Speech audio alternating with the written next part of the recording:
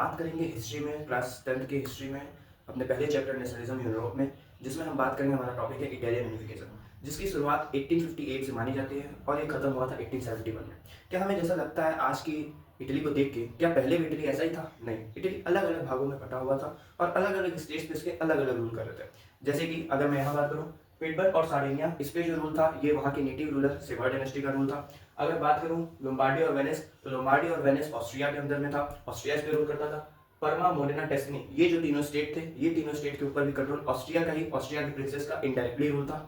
और बात करूँ अगर पेपल स्टेट और रोम की, तो पेपल स्टेट और रोम पे रूल करने वाले पोप थे, पोप जिनको हम लोग होली फादर मानते हैं, क्रिश्चियनिटी में सबसे ऊंचा पद माना जाता है, वो रूल कर रहे थे पेपल स्टेट और रोम पे। और अगर बात करूँ इधर नेपल्स और सिसिली में, तो नेपल्स और सिसिली में बर्बन डायनेस्टी रूल कर रही थी, जो कि फ्रांस की डायनेस्टी, जिसके फेमस किंग आपको पता होगा लुईस द 14 है।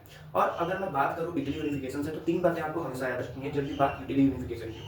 पहला, इसमें तीन इंपॉर्टेंट लीडर जिन्होंने इटली यूनिफिकेशन को कंट्रीब्यूशन में मदद किया इटली यूनिफिकेशन के। पहला है काउंट कैरूल, दूसरा है मेजनी और तीसरा है गैरिबाल्डी। काउंट कैरूल को हम लोग बोलते हैं brain of Italy, brain of Italy, Italy unification का ब्रेन कहा जाता है काउंट कैरूल को। दूसरा अगर बात करूँ मैं मेजनी, मेजनी को कहा जाता है heart of Italy unification, Italy unification का हार्ट जो है वो हम बोलते हैं मेजनी को। और थर्ड अगर बात करूँ गैरिबाल्डी को, तो गैरिबाल्डी को बोला जाता है sword of Italian unification, Italian unification का स्वॉर्ड बोला जाता है। और ये इटालियन यूनिफिकेशन की शुरुआत जो है वो मानी जाती है क्रीमिया वॉर से, जो लड़ी गई 1856 में।